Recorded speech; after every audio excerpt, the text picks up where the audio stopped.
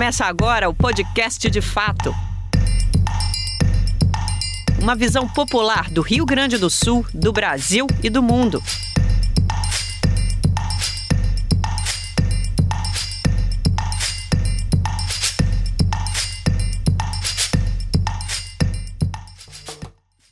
Está entrando no ar o podcast De Fato, uma produção do Brasil de Fato do Rio Grande do Sul, em parceria com o Sindicato dos Bancários de Porto Alegre e região.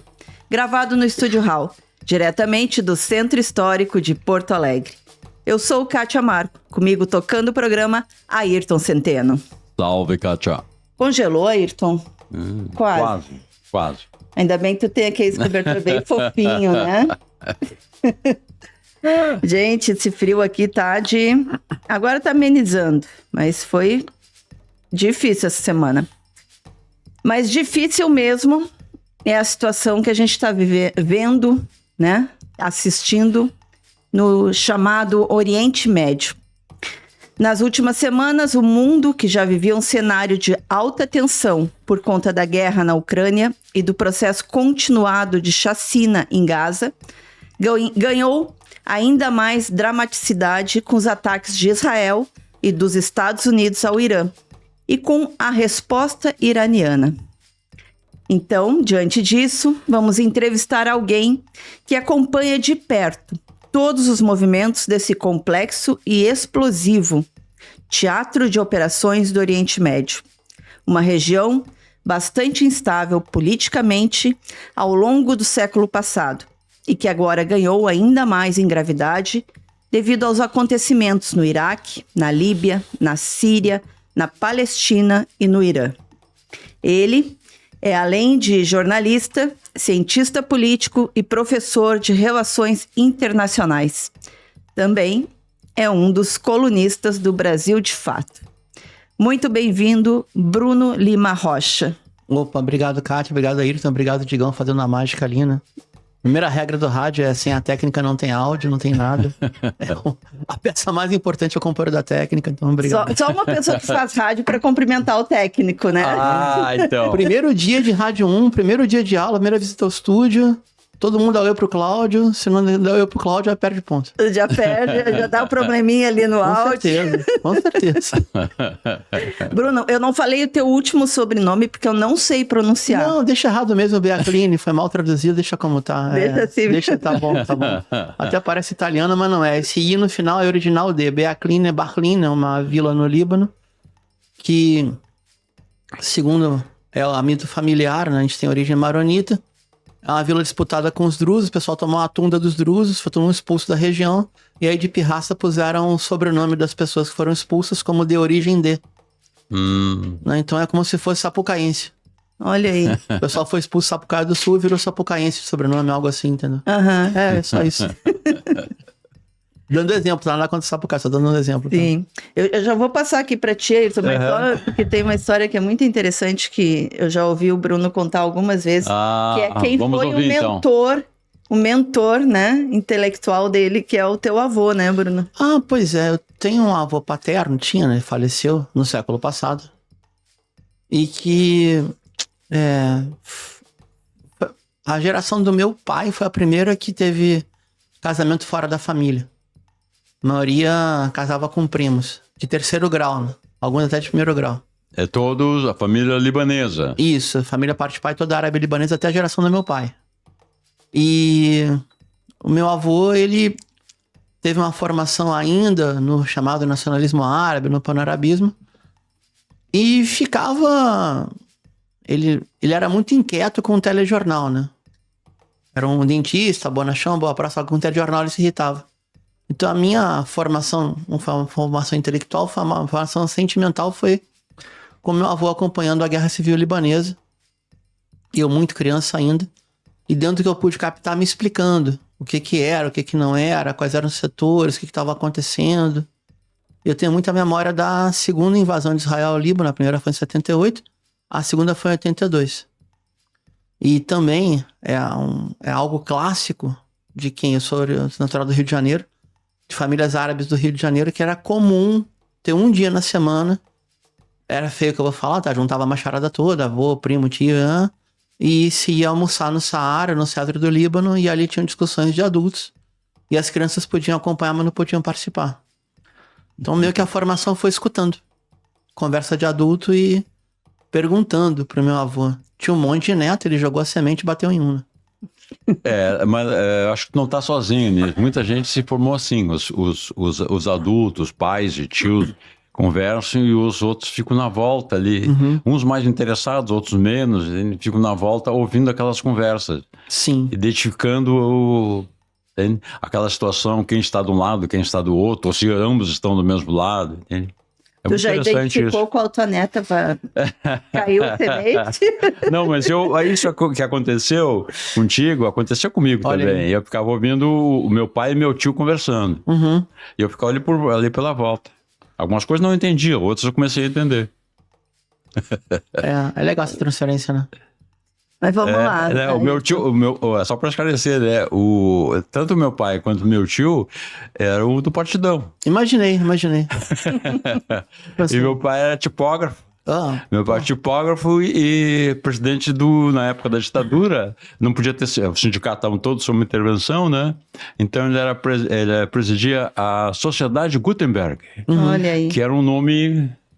É uma saída para fazer sindicalismo sem sindicato. Sim, porque os tipógrafos eram sindicatos fortes, Era um sindicato forte, desde o início do século passado. Artes gráficas, né? Artes gráficas, isso. É isso aí. Não, era uma imensa categoria, né? Pela quantidade que havia de jornais. Com certeza. Né? Né? E jornais simples, inclusive, montados, né? Sim, os anarquistas tinham jornais diários, né? Sim. Jornais diários, jornais semanais, mensais, tinha muita coisa. Era uma coisa muito efervescente, assim. Era como se hoje fosse blog. Isso. Não tanto, evidentemente, mas tu tinha uma cultura de jornal, né? Tinha, eu sei de registro no Uruguai, por exemplo, famílias de operárias, de pai e mãe de trabalho fabril, que se assinavam 5 jornais. Entre semanário e diário se assinavam 5 jornais. Mas vamos ao nosso assunto então, Bruno. Vamos lá. Assim, depois dessa refrega aí, Estados Unidos, Israel, Irã e tal, os dois lados andaram cantando vitória nisso, né? O Irã, inclusive, né? Que teria sido mais prejudicado, né? Que parece, mais prejudicado com isso tudo, né? O professor Reginaldo Nasser, que tu deve conhecer, pelo menos de nome, ele diz que tem uma postura curiosa, assim. Ele diz que o Irã teve uma derrota militar e uma vitória política. Eu queria que tu conversasse um pouco, se tu concorda ou não com isso, e conversasse um pouco sobre isso. Essa é uma polêmica. Eu não concordo não, tá? Acho que o professor Reginaldo Nasser está profundamente equivocado nisso. Por quê? Porque a guerra de agressão, ela surge com pelo menos 3 razões alegadas ou uma quarta, que era derrubar o sistema político iraniano. A primeira razão alegada era interromper qualquer tipo de pesquisa nuclear. A segunda era destruir a capacidade de mísseis balísticos iranianos, ou seja, a capacidade de uma artilharia atingir um outro país a larga distância. E a terceira, se desse, era derrubar o sistema político. E aconteceu nada disso. As instalações nucleares foram avariadas, mas não foram avariadas em definitivo. O que foi reconhecido, inclusive, pela imprensa ocidental. Isso foi surgido na imprensa ocidental. Exatamente. Na verdade, a própria alegação do bombardeio é falsificada. A diretora-geral da Direção Nacional de Inteligência, seria o órgão de inteligência do Pentágono, bateu o relatório de 4 agências e disse para o presidente Trump dos Estados Unidos, olha, não tem bomba nenhuma. Tem até um decreto do líder da República, do Ayatollah Said Ali Khamenei, dizendo que não é para ter bomba nuclear nenhuma. Então, é Iraque 2 isso aí. Não tinha uma arma química no Iraque, não tinha bomba nuclear no Irã. E o sistema político é mais fortalecido, o país se unificou. E os mísseis balísticos, até onde eu sei, algumas plataformas de lançamento móveis realmente foram atingidas, mas a capacidade balística do Irã está intacta. Então, se um país, no caso 2, né, iniciam, na real 3, porque foi a OTAN inteiro, bota a OTAN junto, inicia uma guerra de agressão com alguns objetivos e não os cumprem, quem iniciou o movimento e não cumpriu o movimento é que perdeu, né? A outra situação é os danos. Os danos no Estado sionista, Primeiro que a gente não tem noção, porque... Não há informação sobre isso. Não, a lei marcial lá proibiu. Botaram uma lei marcial, qualquer pessoa que difunda fotos de alvos atingidos por mísseis iranianos pode pegar em 10 a 15 anos de cadeia, incluindo correspondente estrangeiro. Vários foram presos ao longo da cobertura da guerra. Mas, por exemplo, o Instituto Weizmann, que seria o centro nervoso da inteligência sionista, está destruído. As sedes das Big Techs em Tel Aviv, tá tudo abaixo. A única refinaria... De onde que vem essas informações, Bruno? Isso o próprio Israel reconhece. Israel. Mas igual eu só acompanho mídia iraniana. Acompanho mídia do Oriente Médio, mídia iraniana. Em inglês e espanhol, se tá em árabe ou no farsi, eu jogo pra traduzir. Eu me obrigo a acompanhar. Tá tudo abaixo. Al Jazeera. A Al Jazeera não é muito confiável, não, tá? Não, nem Mas a Al Jazeera foi banida, né? Ela foi banida de Gaza, né? Foi banida de Gaza. A Al Jazeera, ela é tão estatal como qualquer TV iraniana. Ela pertence à monarquia do Catar. E ela tem uma relação muito promíscua em relação aos Estados Unidos e à Turquia. Acompanhei a Al Jazeera ao longo da Guerra de 12 Dias e não era raro colocarem ex-oficiais do Pentágono como comentaristas. Não era raro, sabe? Então é meio estranho isso. Mas de qualquer maneira, assim, eu vou listar para vocês. O Israel tá sem o porto de Haifa, sem o porto de Eilat, tá sem a refinaria de Haifa, que é a maior do país, tá sem o seu centro tecnológico financeiro, tá tudo abaixo, virou tudo escombro. Tá sem pelo menos 3 bases de inteligência da Força Aérea e o Weizmann. A sede do Mossad foi atingida também. Foi atingida a sede do Mossad. Foi. E acho que o Irã deu um recado e deu um tapa de luva, porque mais ou menos seria isso aqui, tá? Vamos supor que onde está o meu dedo é um reator nuclear. O reator nuclear de Dimona. Que fica dentro de um perímetro do deserto. O perímetro desse de reator é o deserto do Negev. Atingiram a área do reator 5 vezes. Ou seja, não atingiram o reator porque não houve vontade de atingir o reator. Mas deram o recado. Deram o recado. Segunda vez já. Em 2021 jogaram um míssil no reator sem ogiva. Só pra fazer pum. O aeroporto Ben Gurion tá fechado. O de Tel Aviv. As baixas civis foram muito grandes. Nesse ponto eu concordo, tá? Eu não lembro ao certo, mas pelo menos... As baixas civis do Irã. Do Irã. 950 pessoas foram mortas nos bombardeios. Enorme maioria de civis. E, em tese, era aquela lógica de eliminar a hierarquia do país, né? Então, como muita gente foi morta dentro de casa, do bombardeio surpresa de quinta para sexta, fuso horário local, aí sim, naquela primeira leva se perdeu, se não me equivoco, 7 comandantes da guarda e 5 físicos nucleares. Mas o número de familiares foi uma coisa absurda, assim. Tem famílias inteiras foram a óbito. Muito atleta, por incrível que pareça, muito atleta. Muito artista, muitos familiares de cientistas. E muita gente ferida, porque tem uma universidade, a Azad, que ela fica ao lado de um centro residencial. Como se fosse uma residência, não estudantil, uma residência para profissionais da universidade. E ali, ao contrário do que a gente vê em muitos lugares, o reitor morava num apartamento de 2 quartos como qualquer outro. Ou de 3 quartos. Um apartamento padrão de uma torre de edifício. Atingiram a torre toda. Nossa. A primeira operação de inteligência de Israel foi muito bem feita. Porque eles conseguiram infiltrar no país muita gente e levaram... Sabe quando a gente vê em filme que se entra em área protegida com arma 3D, que é feita no plástico? Não é no plástico, mas a inteligência sionista conseguiu montar estruturas pré-fabricadas de mini-drone. E com esses mini-drones conseguiram inibir a defesa antiaérea. E aí as primeiras 8 horas foram bem complicadas mesmo. Até a defesa antiaérea se recompor, até achar um conjunto de células de espiões do Mossad e conseguir abater os aviões de bombardeio, a situação complicou. Mas depois virou tipo um padrão, né?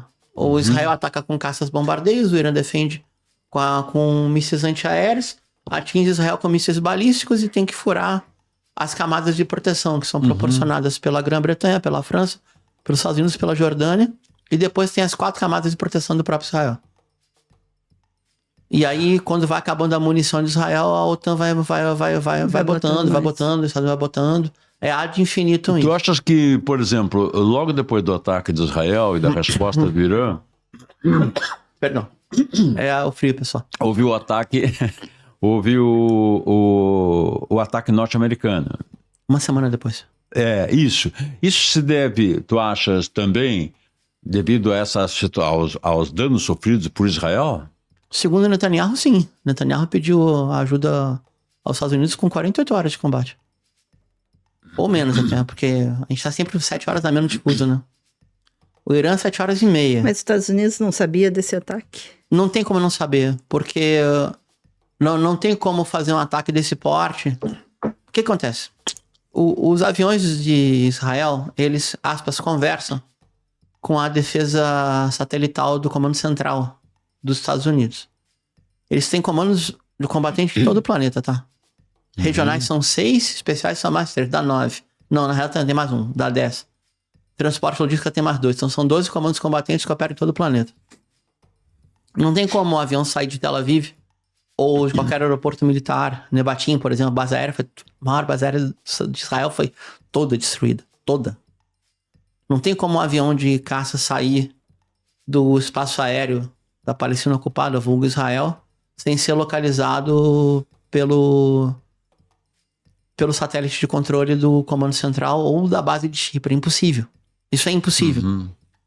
Então, não só sabia como autorizou. A diferença é a reivindicação pública. Porque com 24 horas do ataque, aí teve aquele jogo de morde a sopra, né?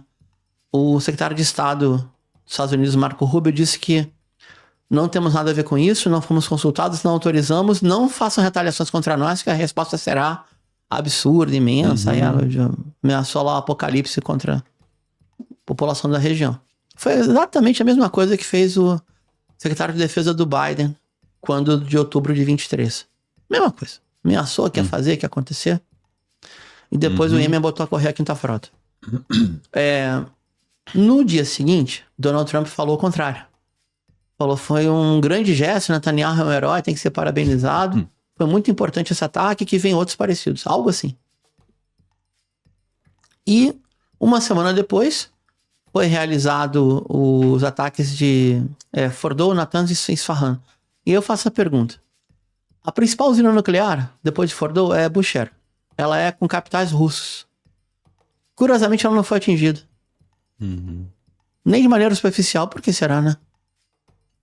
Por que será que Israel bombardeia a Síria dia sim, dia não também, e nunca o alvo russo é atingido? Porque eles avisam. Não quer tumulto. E se as imagens satélite estão corretas, no dia 22, se não me equivoco, foi o ataque contra as usinas nucleares. Entre 19 e 22, a movimentação no entorno das usinas era em média de 50 caminhões. Sendo que o satélite foi o satélite dos Estados Unidos que pegou. Então, pô, eles não sabiam. E tem mais, tá? Fordow fica perto de Qom. Como seria... Vou fazer uma comparação esdrúxula, porque o nível de vínculo religioso é muito maior, tá? Mas como seria mais ou menos como se fosse Nossa Senhora da Aparecida Taubaté. Tá bem? E é lugar de peregrinação, cheio de universidade, é chamada Cidade Santa. Como é que não tinha uma ordem de evacuação? Como é que se atinge uma usina nuclear e o entorno não está evacuado? Então não tinha contaminação nenhuma. Logo, os danos foram superficiais. Atingiu. Incomodou. Acabou com o programa nuclear? Longe disso. Bruno, muita gente tem falado sobre a possibilidade de uma terceira guerra mundial. O próprio ex-chanceler, né, o Celso Amorim, diz que nunca, em toda essa vida dele, né, de relações internacionais, enfim, nunca viu um panorama tão sério internacionalmente. Como é que tu tá vendo isso? Pleno acordo. Primeiro que vamos entender. Tem uma dúvida. Essa dúvida, acho que essa resposta é quase impossível de tê-la. Primeiro, qual é o tamanho do arsenal nuclear de Israel? Ninguém sabe. Se é de 90 ogivas com capacidade missilística, se é de 400. a autoridade estadunidense chegou mais perto. Foi aquele Esse é outro segredo midiático também, né? Ah, Só pois dizer assim, ninguém diz que um país atômico tá atacando um país que não tem armas atômicas, né? No caso, o Irã. Pois é. Porque supõe-se que vá ter armas atômicas, né? Bom, Israel nunca é apresentado como um país com armas nucleares. gente, vou falar uma coisa aqui horrorosa, tá? A Coreia do Norte só existe até hoje porque ela tem uma arma nuclear. É? E o Paquistão também. Uhum. Mas qual é o tamanho do arsenal nuclear israelense? Ninguém sabe. Qual o tamanho da capacidade missilística deles? Ou seja, ogiva e capacidade de lançamento. Ninguém sabe, perdão. O general Colin Powell, que comandou a invasão da guerra do Iraque a primeira e era secretário de defesa na segunda dos Estados Unidos, velho serviçal da família Bush, ele uma vez declarou, olha, estão todo mundo preocupado com a arma nuclear iraniana e não tem nenhuma. E se tiver, tem uma experimental, eles vão cuidar muito dela. Quantos mísseis tem Israel? 100, 200? Nem a gente sabe. Mas o segredo não é esse não, Ayrton e Kátia. Ninguém sabe se o Estado de Israel ele decide lançar uma arma nuclear e o comando eletrônico não é comutado, ou seja, compartilhado com Washington. Isso ninguém sabe. Uhum. Ou seja, se Israel tem a decisão final de cometer um ato nuclear. Diz a lenda que tem, porque em 73, a então primeira-ministra Golda Meir ameaçou ao então presidente dos Estados Unidos, Richard Nixon, de mandar uma bomba nuclear no Cairo. Dizem que ela falou que ia mandar 4. Porque estavam perdendo a guerra dos Isso 73. Era anos 60 ainda? 1973. Uhum. Quando o terceiro corpo de exército o terceiro corpo de blindados do exército egípcio retomou e conquistou o Sinai e estava com um corredor livre para Tel Aviv, e aí, diante da perda de Tel Aviv, ou seja, diante da risco de existência do Estado colonial, ela ameaçou mandar a bomba nuclear no Cairo, que na época ainda era um país árabe, né? Não era um país entreguista como virou às vezes. Uhum. Minto, continua sendo maioria árabe, mas mudou o seu posicionamento. Desculpa a tosse chata, tá? Sobre a Terceira Guerra. Se a OTAN, se os Estados Unidos continuarem com essa atitude, com essa capacidade de agressão militar concomitante às suas derrotas no plano econômico, a probabilidade é muito grande. Hoje eu diria que ela não está materializada. Por quê? Porque o BRICS não dá, tá? O BRICS é muito amplo, é muito laxo, é muito disperso.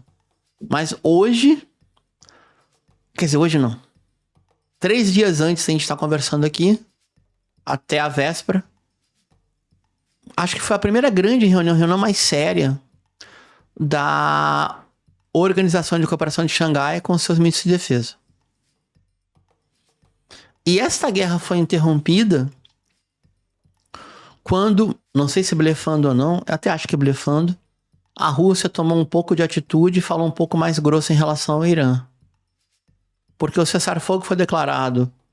Que é assim que funciona. O Trump manda, o Netanyahu faz pirraça e obedece depois, né? Trump mandou Netanyahu parar os ataques 12 horas depois do anúncio dele. Uhum. Isso foi numa terça, tá? Mas no domingo à noite, o chanceler iraniano foi para Moscou. Pela primeira vez. Durante a guerra de 12 dias. No dia seguinte, reuniu o chanceler iraniano Said Abbas Araghchi com simplesmente Vladimir Putin, Sergei Lavrov, Medvedev, acho que o ministro Shoigu também da defesa, ou seja, com quem toma a decisão dentro da Rússia foi a reunião. Portas fechadas, depois fez aquela cena, coisa e tal. Na sequência, teve uma ligação entre o titular da defesa russo e o iraniano. E as declarações foram muito duras. Foram: o Irã aliado estratégico, é inadmissível mudança de regime forçada por um ataque militar, vamos abastecer o Irã de todas as necessidades militares que precise, vamos garantir o acesso ao petróleo, vamos garantir o fornecimento de petróleo para a China, vamos manter o investimento em Bushehr e abrir mais 3 usinas nucleares. Ou seja, vamos bancar. Uhum. A Rússia, o pessoal fica bravo comigo. Eu queria que fosse ao contrário, tá? Mas ela é craque de prometer e não entregar. Em termos de material bélico, pelo menos. Então ela prometeu um tempão, mísseis S-300, não só a última classe, mas só a penúltima. Falando em português, míssil que pode derrubar o F-3... Oh, meu Deus, falando isso, estão ligando aí. Também são craque Começou a falar mal da Rússia. Não, também são craque de querer que a gente trabalhe de graça, né? Liga toda hora como fonte, mas... Enfim, vou voltar aqui. Não, eu tava dizendo o seguinte, que a Rússia, ela tem uma série... Tem um acordo militar iraniano que é de março. É recente. Mas ele não é vinculante. Não é como o acordo da OTAN. O acordo da OTAN é compromisso mútuo de segurança, né?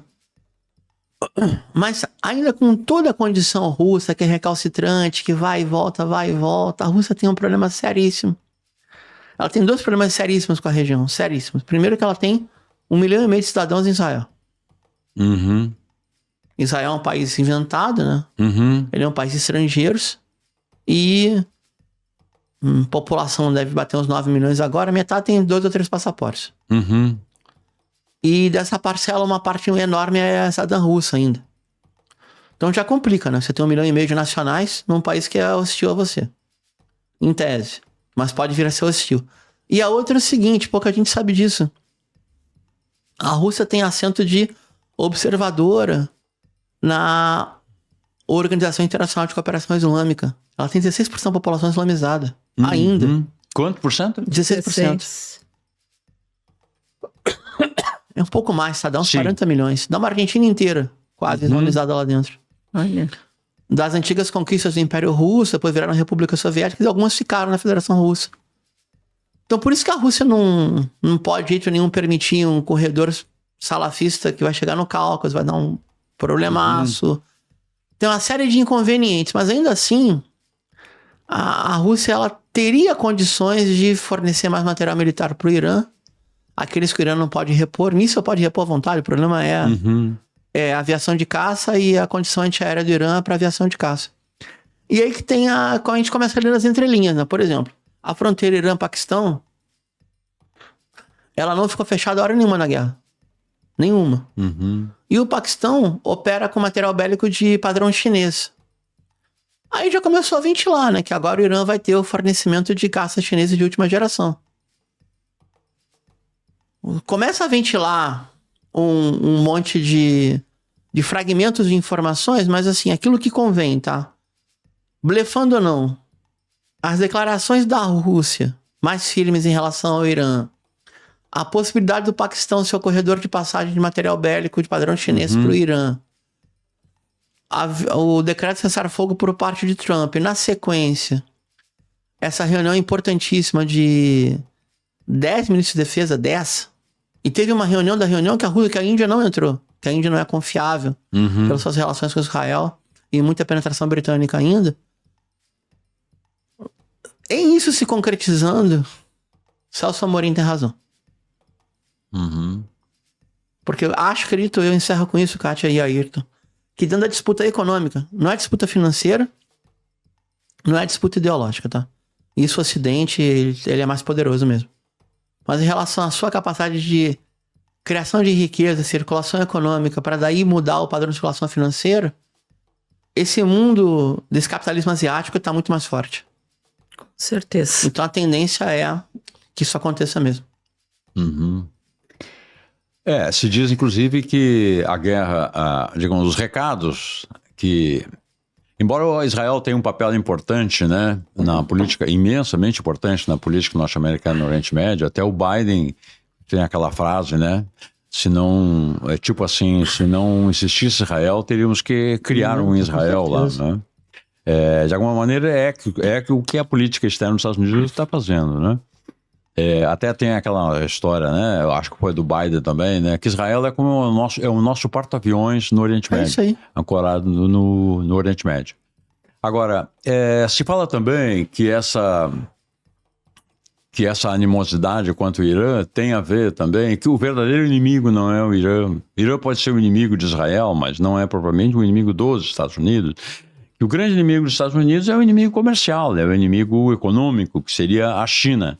Que debilitando o Irã, que está no BRICS, seria uma maneira de, debilitando o BRICS, debilitar a China de alguma maneira. Tem também uma rota, né? Uma rota chinesa que chega ao Irã, acho que é uma estrada de 10 mil quilômetros. Isso. Que estabelece uma outra relação, entende? Da Ásia com o Oriente Médio. Enfim, né? Parece que no fundo de tudo isso está realmente a reação dos Estados Unidos ao crescimento chinês e as perspectivas de crescimento ainda maior nos próximos anos. O que tu achas disso? Esse é um debate clássico nas RI, tá? Na época da Guerra Fria, a bipolaridade, toda a disputa ficava, em última análise, subordinada à lógica da Guerra Fria. Eu não concordo com esse paradigma. Aí tem uma outra vertente que meio que escalona os conflitos, né? Vamos supor. Essa grande conflito mundial do século XXI está coberto de razão. Um conflito em nível regional. Aí ele antecede até a chegada da China como potência econômica. Ah, com certeza. Tá, então... E não é um conflito arcaico, ele é vivo. E também as lutas nacionais, muitas vezes, elas não correspondem à Guerra Fria. E aí não tem nenhum grau de provocação, falando com gente adulta aqui, né? Basta ver, por exemplo, o que era a rivalidade entre a linha de Moscou e a postura de Cuba para a América Latina nos anos 60 e 70. Eram aliados em nível mundial e rivais em nível latino-americano. Não é à toa que o próprio Partidão rachou em quantas agrupações, porque uma parcela optou pela luta armada e o Partidão não se preparou para isso, nunca quis se preparar para isso. E curiosamente aqui, dentro da nossa conversa, que não é o nosso assunto, mas parênteses aqui, é o seguinte, que o Partidão não só não se aliou à luta armada, não se juntou à luta armada, como condenou a luta armada. E participou do governo Geisel. Mas pagou também acabou pagando por isso, né? Também acabou tendo parte do seu comitê, né? Dos seus quadros presos e mortos. Vladimir Herzog seria um deles, né? Se vale o consolo, aconteceu a mesma coisa no Uruguai e na Argentina. Mas onde é que eu quero chegar? Então, se a gente tivesse hoje debatendo Guerra Fria em 15 de dezembro de 68, essa afirmação não batia. Porque em escala mundo, o Brasil sequer tinha relações com a União Soviética. Em escala brasileira, o partido de linha soviética era contra. Então, tem uma hierarquia nisso daí que ela não é vinculante, tá? Como guerra econômica e conflito de projeção de poder, de bloco de poder. Tá coberto de razão. Mas vamos entender bem. O Irã, ele foi o primeiro golpe de Estado moderno do chamado, aspas, Oriente Médio, que a CIA participou em 53. Sim, a derrota do Mossadegh. Exatamente, perfeito. E a grande meta do governo Mossadegh era básica, né? Era nacionalizar o recurso petróleo e voltar por desenvolvimento iraniano ou a venda do petróleo e industrializar a partir do petróleo. É um desenvolvimentismo, né? Um nacionalismo desenvolvimentista. Exatamente. Mal comparando, o sistema político iraniano pós-79, ele é único, ele é novo. Tá? Ele é novo. Ele é a versão moderna do xiismo político. Por isso que é uma república islâmica, não é porque ela é teocrática, isso é uma bobagem. É porque o direito é corânico. O sistema jurídico está baseado em interpretações corânicas do xiismo. Aí eu vou falar um palavrão, duodecimal, porque é a vertente majoritária do xiismo.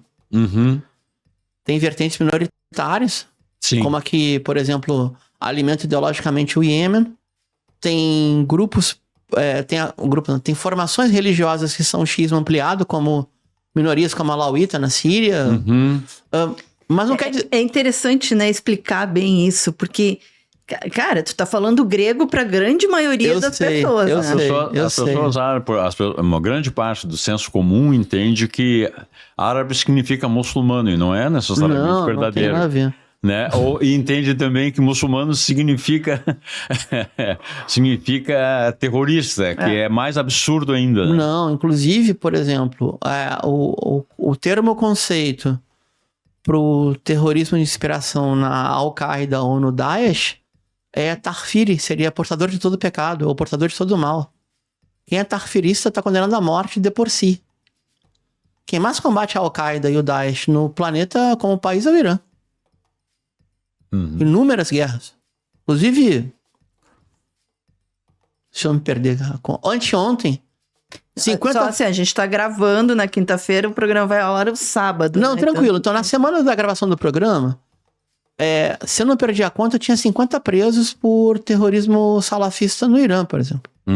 Onde é que eu quero chegar? É que essa dimensão do conflito numa região ampliada, como aspas, o Oriente Médio, ela é anterior à atual bipolaridade. Eu acredito, assim, até escrevi isso no Brasil de fato. Eu, Bruno, acredito, modestamente, que estamos em Guerra Fria. Então tem um macro conflito econômico que meio que determina os demais. Mas não subordina de forma direta. Ele incide em todos eles, mas não subordina de forma direta. O problema é o Irã. Porque o Irã é aliado estratégico da Rússia e da China. O Irã é o principal fornecedor de petróleo da China. Com um contrato de 25 anos. Com um preço subsidiado para a China. O Irã tem praticamente um mercado comum de commodities com a Rússia. Não sei se vocês vão lembrar, é tanta informação junto. Quando o governo Lula começou, a primeira viagem foi para a Argentina. De posse, tá? Primeiro foi o ministro Fernando Haddad, depois foi o próprio presidente Lula. Ainda era Alberto Fernandes. E tava aquela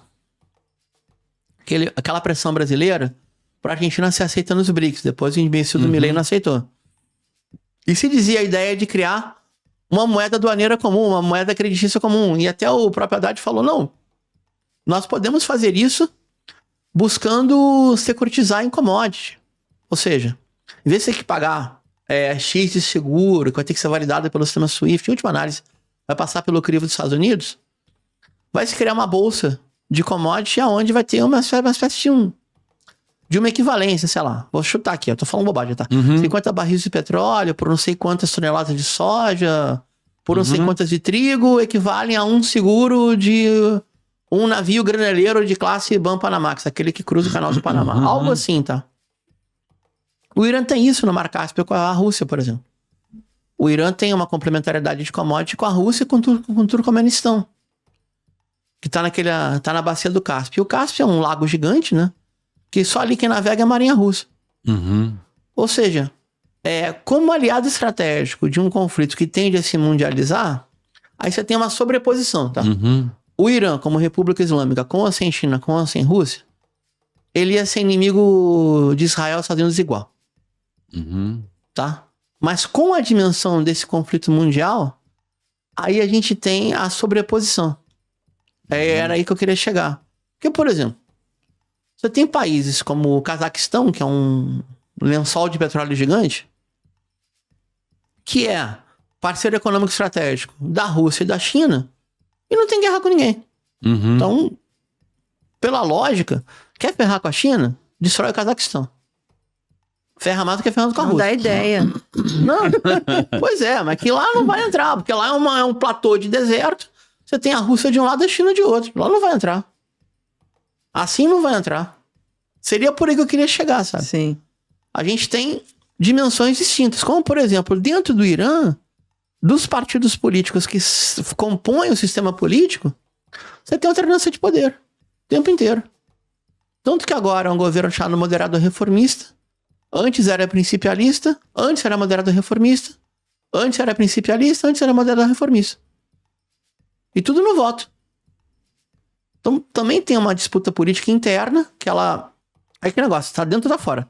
Dentro do sistema político, joga pelas regras da Revolução de 79. Fora do sistema político, pode fazer oposição ou pode fazer traição. Oposição, não vou disputar essa política que eu sou contra, sei lá, a regra corânica da República.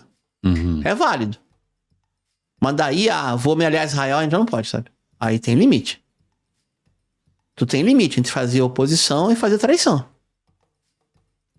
A oposição que não pertence ao sistema político foi pra rua exigir a resposta de mísseis a Israel. Queriam derrubar o governo, não queriam? A maior chance do governo cair é não responder militarmente. Bruno, o Trump, ele questionou Desculpa, que horror essa tosse. Perdão. Tá durando essa tosse, né, em Florianópolis, eu já tava com Mas ela. melhorou muito já. Pô, melhorou horror. Ele questionou o Zelensky, né, dizendo que ele não tinha cartas. Quem tem cartas no Oriente Médio? E que cartas são essas? O que a Kátia está te perguntando é quem é que está com o jogo fechado, assim, no pôquer. Tá com o jogo fechado e tá aquele negócio do se vai no all-in ou não, ou segura, larga. Primeiro eu não posso deixar de comentar, né? O general que foi assassinado, um dos, né? Do Irã, Hassan Soleimani, Sim. dizia que o Trump tinha moral de um gerente de cassino de roleta viciada. Esse foi o general que foi assassinado... 3 de janeiro de 2020. Hã? 3 de janeiro de 2020, em Bagdá. Em Bagdá. Ele era o comandante da Força Al-Quds, era o general mais conhecido do Irã. E foi no primeiro mandato Do Trump. do Trump. No exatamente. último ano de governo. Isso. Então, imaginar que um chefe de Estado pense a política como se fosse um jogo de pôquer, na base da mentira e do blefe, é terrível, né? Mas é isso. Coisa nojenta, nossa. Enfim, eu acredito que continua. Ele parece ver esse... Trump, no caso, ele parece ver o mundo como uma disputa empresarial. Tanto é que daí sai a história, vamos fazer um resort em Gaza. Quem diria um troço desse? Tu pode imaginar qualquer sujeito da esquerda ou da direita, um estadista, digamos, um chefe de Estado poderia dizer, pode imaginar o Macron, mesmo sendo ele, dizer, vamos fazer um resort em Gaza? Só o único cara que poderia dizer isso, nem o Biden diria. Eu vou ser justo contigo, tá? Os croquis do resort já estavam prontos em outubro de 2023. Ah, é? Já tinha empreendimento imobiliário programado para aquilo. Então. A diferença é alguém falar. O premier alemão falou, né? Israel faz o jogo sujo do Ocidente pra gente.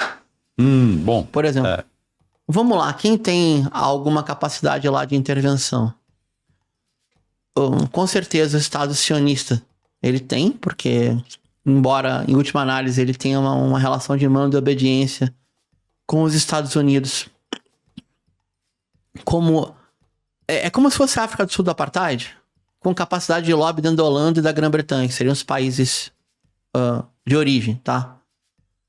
O lobby sionista nos Estados Unidos ele é fortíssimo, então ele consegue impor política ao seu império mantenedor. Ao irmão maior. Não, e é uma particularidade que Israel faz política interna nos Estados Unidos. Faz, tem poder de veto. A IPAC. Não é só lá não, hein? E não é só a IPEC, Brasil não. não faz? No Brasil faz. Na Grã-Bretanha... Faz aqui, mas muito mais nos Estados Unidos, né? Na Grã-Bretanha, conseguiram derrubar a candidatura do Jeremy Corbyn. Ele ia ser primeiro-ministro pelo Partido Trabalhista em 2015. Deram uma operação dentro do Partido Trabalhista e derrubaram a candidatura dele. Por exemplo. Mas então, quem é que tem cartas no Oriente Médio, como você falou? Então, eu vou ampliar um pouquinho. Vizinho ao Oriente Médio já não pertence mais. O Paquistão tem. O Paquistão tem condições de, em aliado ao Irã, manter um esforço de guerra ad infinito. O que levaria a um conflito com a Caxemira e ia quebrar o BRICS no meio. Não o BRICS, que o Paquistão faz parte, mas ia quebrar, aspas, a economia asiática no meio. É um recurso que eles têm também.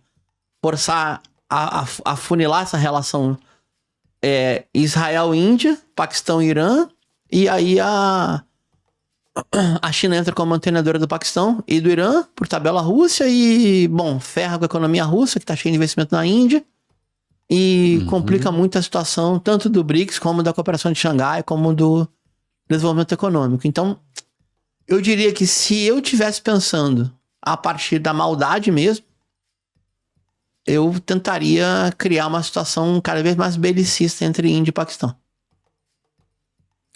Que quebraria no meio a economia do sul da Ásia. No Oriente Médio, além do Paquistão, vamos lembrar, 2 países com armas nucleares, né? Pois é. Talvez a única resposta nuclear contra um ataque israelense ao Irã fosse o Paquistão. Tá? Talvez. O premier falou que ia fazer, O titular da defesa falou que ia fazer, se jogarem uma bomba nuclear no Irã, a gente vai responder. Mas daí a fazer, a gente não sabe. Mas disse, pelo menos. E disse na sessão do parlamento, não foi na rede social. Kátia, hoje, quem tem? A Turquia tem. A Turquia tem o segundo maior contingente da OTAN, mas a Turquia é a OTAN. A Turquia não é um país confiável. A Turquia não é árabe, né? Mas não é um país confiável como um país islâmico. Tem um jogo próprio muito complicado. Muito sujo também. Muito sujo. Não haveria Daesh sem Turquia, por exemplo. E os países do Golfo estão todos comprometidos com base nos Estados Unidos. Se o Egito tomasse rumo novamente, teria capacidade, né? O Egito é uma potência, né? Econômica, militar, cultural. Mas é muito inconfiável o Egito, né? Comparado especialmente com o que foi na época do Nasser. Não dá pra comparar. Não tem, é totalmente diferente. O que eu falei agora foi pura nostalgia, né? Então hoje, um país forte, com envergadura, que tem capacidade de pelo menos responder às agressões do imperialismo, só tem o Irã. É a piada que a gente faz, né? Uma piada até triste, né? O maior país árabe do Oriente Médio nem árabe é o Irã. É persa. É de maioria persa, ou de hegemonia persa. Chega a ser a maioria de hegemonia persa.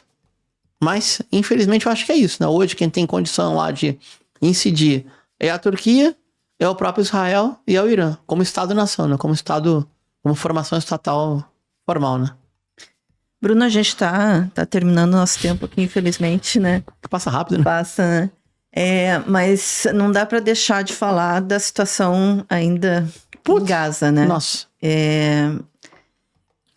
E é isso, né? Eles já têm um projeto para lá. E o que está acontecendo é uma limpeza étnica, é um genocídio. Né? Pois é. Bom, eu não sou o Walid, eu presidente da Federação Palestina. O Walid já prometeu que a próxima vez que ele vier ao Rio Grande do Sul, ele vem aqui gravar com a gente. Então eu evito sempre falar de Palestina, que acho que a Federação Palestina já representa o bastante no país, mas o óbvio a gente pode falar, né? Primeiro que os números são muito díspares, né?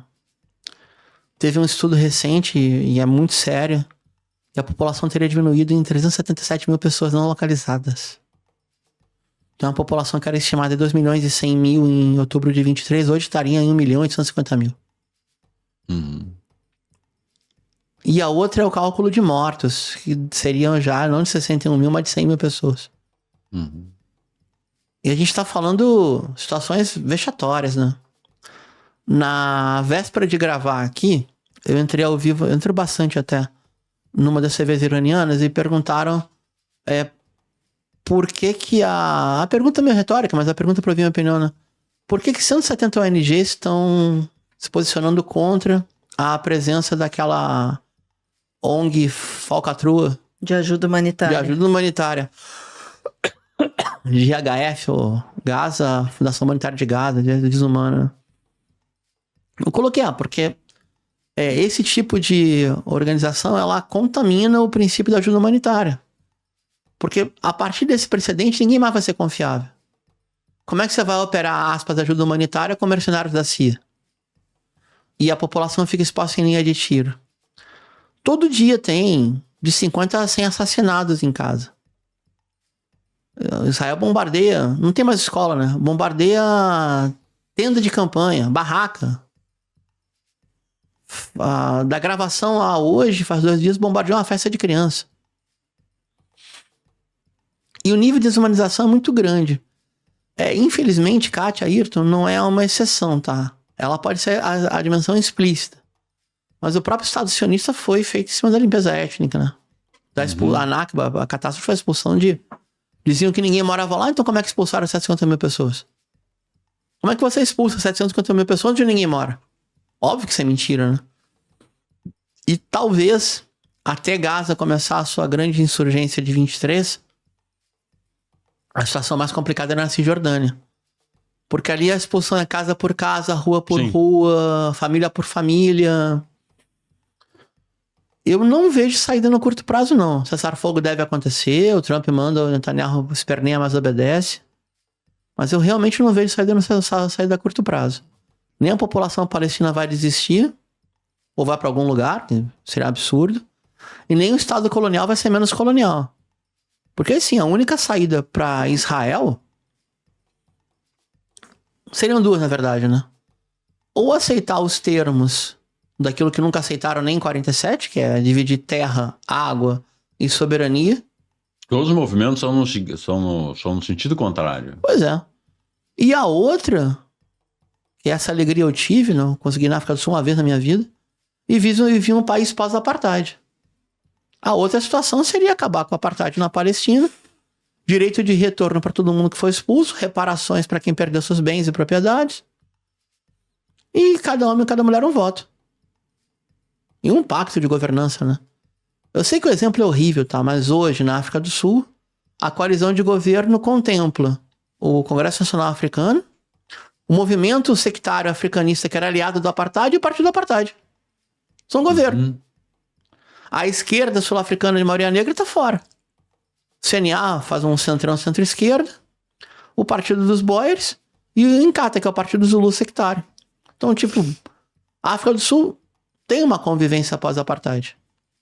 Tudo bem que Nelson Mandela organizou uma transição onde não feria interesses econômicos. Isso é verdade. Tá? E o que eu estou falando aqui fere interesses econômicos.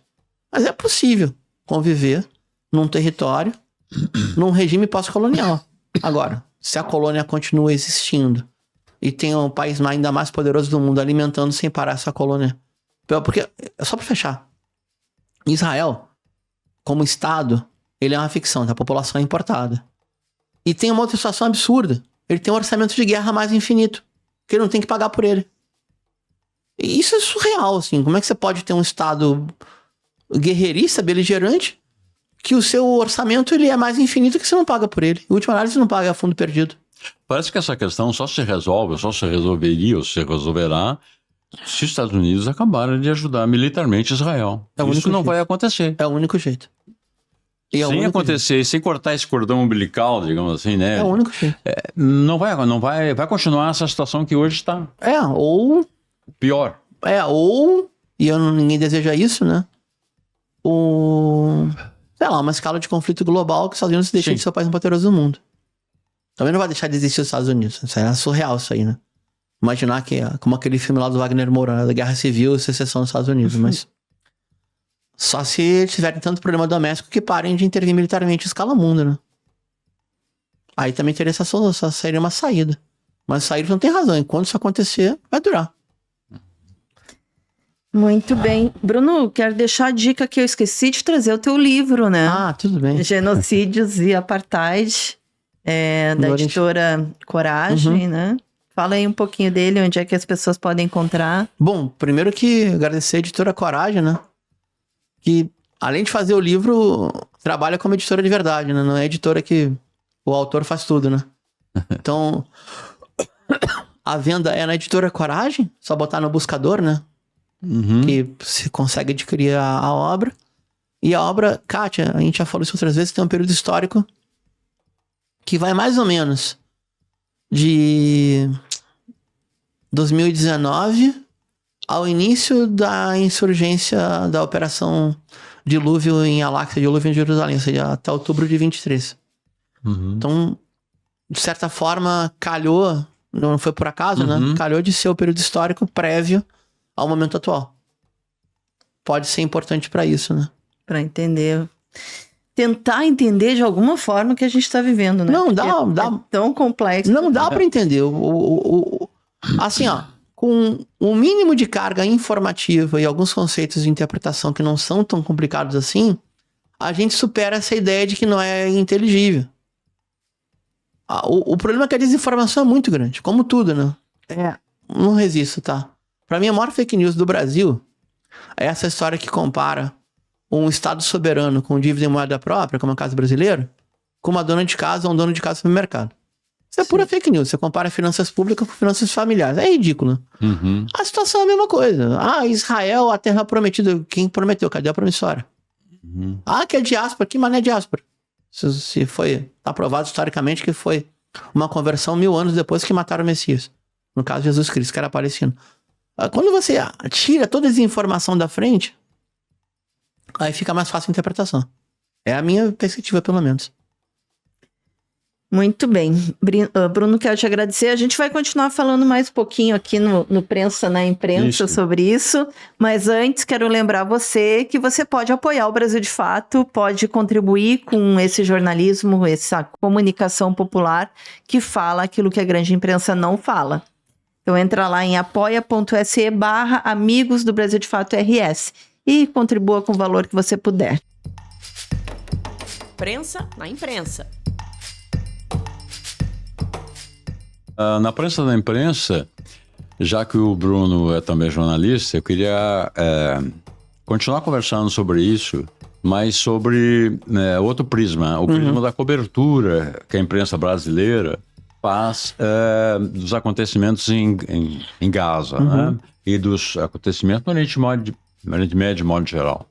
Então me chamou muita atenção, embora não me surpreenda, eu já citei aqui, inclusive, 2 editoriais, que são ainda da semana passada, onde nós tivemos editoriais da Zero Hora, editoriais de O Globo, que, de alguma maneira, exaltaram o ataque dos Estados Unidos ao Irã. Né? Coisa que nem parte da imprensa israelense viu com tanto entusiasmo assim, né? Tem um jornal que é de oposição ao Netanyahu, que é o Haaretz, que questiona fortemente isso, né? E, aliás, o ataque feito pelo Donald Trump ao Irã não teve nem autorização do Congresso e tampouco anuência da ONU. Né? No entanto, foi exaltado por 2 jornais importantes do Brasil, né? Eu acho que isso mostra bem que tipo de enquadramento a gente tem, né? E que tipo de visão é passada para as pessoas que são consumidoras da nossa imprensa hegemônica, empresarial, né? Então, aliás, assim, para bem da verdade, é preciso dizer que o Ocidente, de modo geral, tem tratado isso com luvas de pelica, salvo exceções, né? Tratado Gaza com luvas de pelica.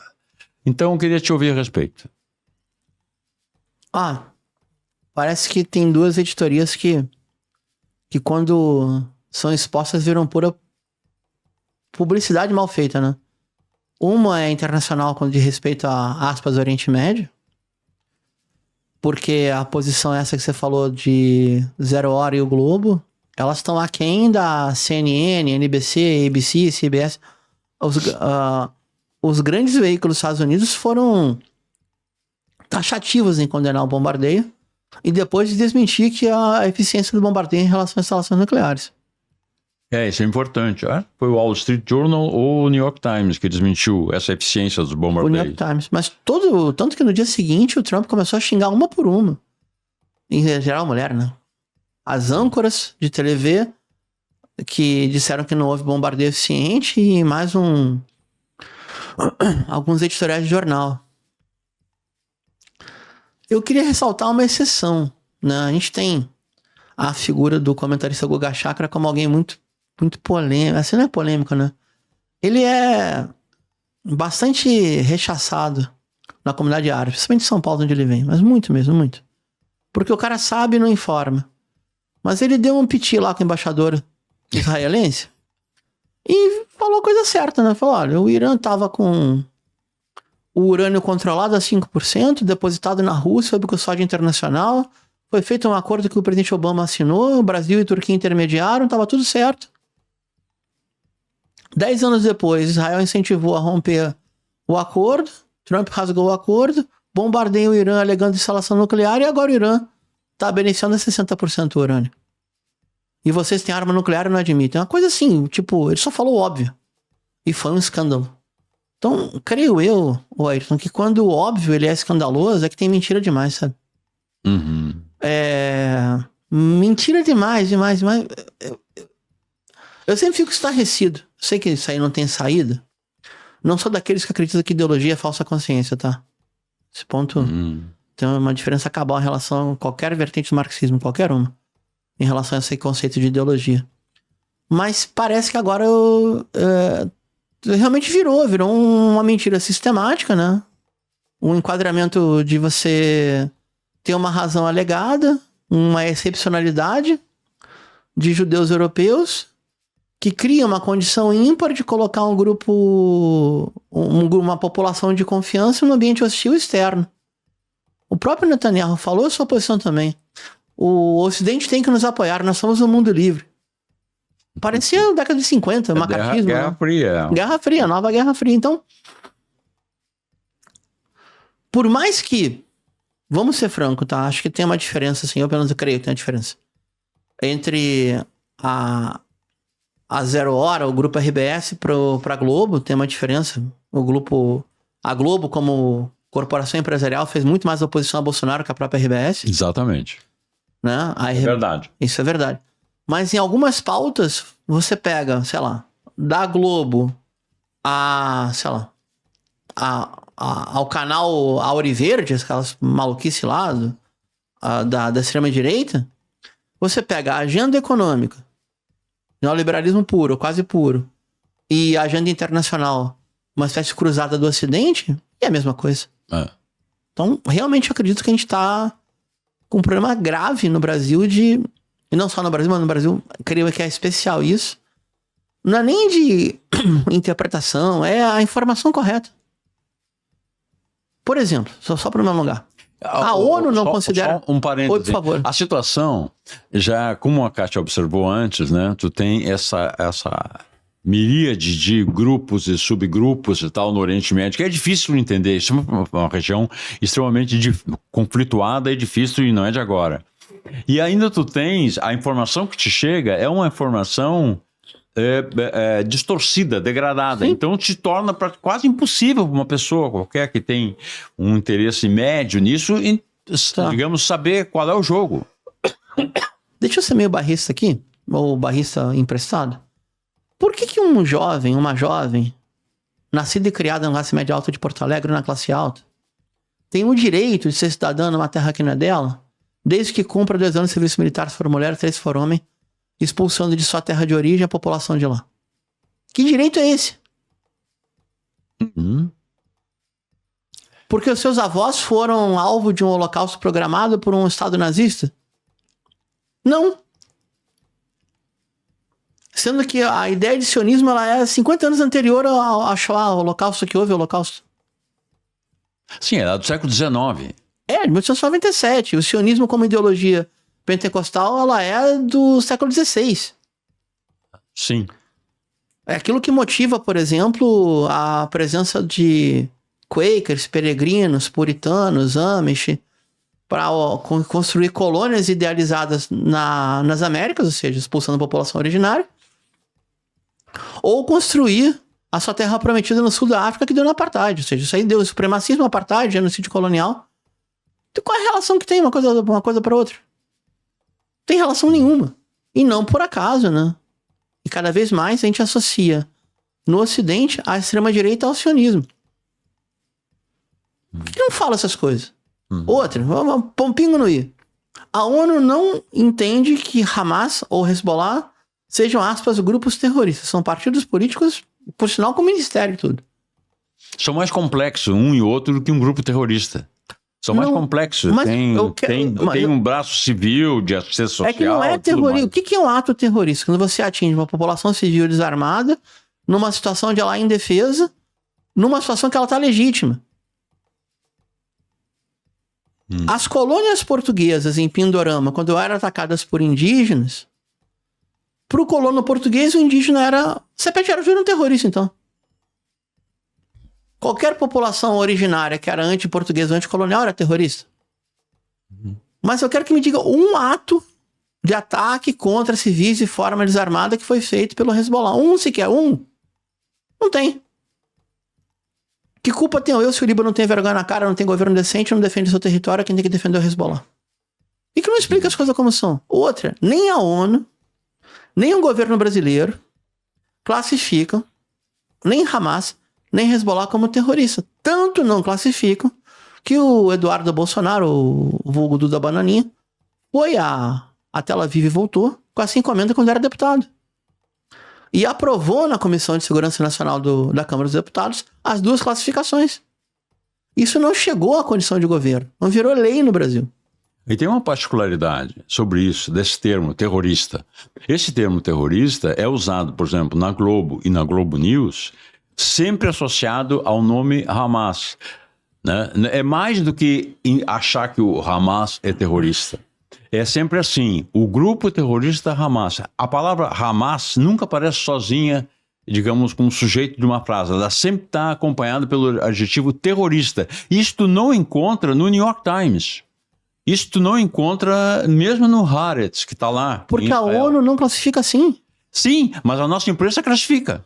Pois a é. Globo classifica, porque inclusive inquestionável que é uma orientação editorial. Editorial. É editorial, porque na Globo News, aqui ou nos Estados Unidos, as pessoas, o reportariado todo diz: grupo terrorista Hamas. Segundo o Ministério da Saúde de Gaza, controlado pelo grupo terrorista. Grupo terrorista Hamas. É sempre assim. É sempre assim. É um negócio muito impressionante. Assim, você pega um avião de caça e você bombardeia uma festa de criança. E o terrorista é quem defende a festa de criança? Sim. Agora, isso não é a primeira vez. Esse cacuete, essa distorção, não. Durante todos os 21 anos da ditadura militar, a luta armada foi tratada por O Globo como terrorista. O terrorista Carlos Marighella. Pois é. Né? Quem apoiou um golpe de Estado que rompeu a ordem constitucional? Foi o jornalista Roberto Marinho. O jornalista. Gente, tá muito bom esse papo de vocês, mas vou ter que cortar. Pois é. Vou ter que ser a chata aqui. Não, tempo. O nosso tempo já foi pro espaço. Já foi. É justo, o tempo é o senhor. Mas é um debate super importante, né? E é isso, né? Temos que colocar os pingos nos is e trazer de alguma forma informações. Claro. Bom, estamos chegando aí no nosso último quadro, Ayrton. Sim. Mas antes... a votação da figuraça da semana que o Bruno... Mas antes, não esqueçam de curtir, compartilhar o nosso podcast, deixar teu comentário e também lembrar vocês da programação dos Cine Bancários, que fica aqui nos Sindicatos Bancários, um dos últimos cinemas aí de calçada de Porto Alegre, né? Aqui na Rua General Câmara 424. Essa semana entrou em cartaz na sessão das 19 horas, Pedaço de Mim. É o longa de estreia da diretora francesa Anne-Sophie Bailey. Na história, Mona, uma mulher divorciada, vive com seu filho Joel, um adulto neurodivergente. Os dois compartilham uma relação profunda, que é abalada quando Mona descobre que a namorada de Joel, também neurodivergente, está grávida. Olha aí, um bom drama para essa semana aqui no Cine Bancários. Figuraça da semana. Olha, a minha figuraça da semana eu acho que é o plebiscito, ou melhor, as pessoas, o conjunto de CPFs e de CNPJs, né? Movimentos, sindicatos, militantes, ONGs centrais que estão envolvidos no tema do plebiscito popular, né? Que defende o fim da escala 6x1 e defende também, obviamente, que os super ricos sejam taxados e que quem recebe até 5 mil não pague imposto de renda. Né? Esse movimento que foi deflagrado agora, nos últimos dias, eu acho que merece. As pessoas que estão tocando essa, digamos assim, eu acho que isso é o plebiscito, é uma saída da defensiva. Né? Eu acho que para o campo popular é um movimento para saída defensiva. Então eu acho, nesse momento, importante citar essas pessoas e essas entidades que estão envolvidas na batalha do plebiscito. Eu acho bem legal. Inclusive o nosso podcast, né, da semana passada foi Exatamente. sobre o plebiscito aqui com o Lucas Monteiro e a Neiva Lazarotto. E tivemos o lançamento aqui no Rio Grande do Sul, agora no dia 1º aqui nos Sindicatos Bancários. Foi um lançamento, teve bastante gente, né? Foi bem, bem expressivo. E, enfim, eu apoio a tua indicação. Ainda mais agora que a Câmara dos Deputados deu essa demonstração inequívoca de que para quem ela trabalha, né, ninguém pode mais fechar os olhos para isso, né? Acho que Com a acusaram questão golpe, do IOF. Eu acredito que a direita acusou o golpe. Acusou, né? Acho que sim. Agora tá escancarado. Acusou pelo termômetro que eles mesmos fazem de mensuração em redes sociais. Mesmo com manipulação, robô, algoritmo, acho que acusaram o golpe. A percepção é essa. E tu tem outra indicação ou vamos junto nessa, Bruno? Não, imagina, isso é prioritário. Mas um movimento popular dessa envergadura, com pautas que conseguem unificar a esquerda, centro-esquerda, o interesse geral da classe trabalhadora, isso é mais importante. Muito bom.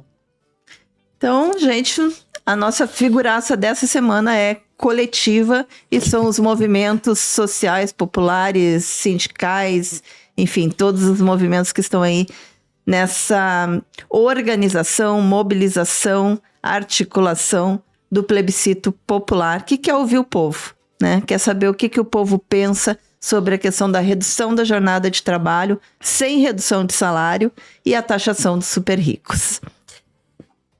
Mais uma vez, aproveitar para te convidar para apoiar o Brasil de Fato, apoiar esse jornalismo que fala aquilo que a grande imprensa não fala. Entra lá em apoia.se/Brasil de Fato RS e contribua. E lembrando que se você tem um recado para a gente, sugestão de pauta, pode entrar em contato pelo nosso e-mail, o redacalrs@bdfestados.com.br. Ficamos por aqui, nos vemos semana que vem. Você ouviu o Podcast de Fato, uma produção do Brasil de Fato, Rio Grande do Sul.